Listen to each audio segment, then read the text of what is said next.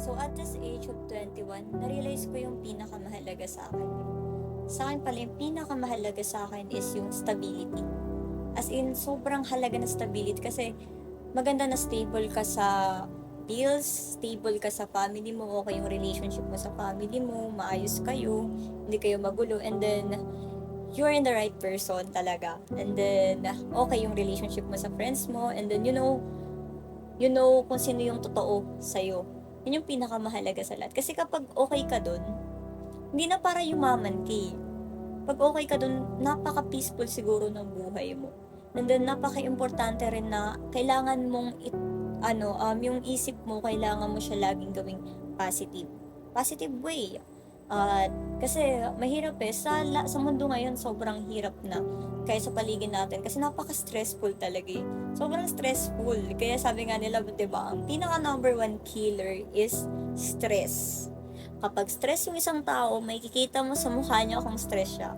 Kaya napaka-importante na kung paano mo ito-turn yung stress na yun into a positive way. And then, I just realized then na kailangan pala na mag-focus ka sa buhay mo. Huwag kang magbase sa kung anong sasabihin sa'yo ng ibang tao kasi, girl, wala naman yung pakialam sa future mo eh. I mean, may sarili silang goal. Hindi naman 24 hours nakafocus sila sa'yo kung may ganito gawin mo ganyan. Hindi, may sarili silang goal eh. Kaya ikaw, you need to focus on your goal. Mind your own business, 'di ba? Kaya pala napaka-importante talaga ng mind your own business.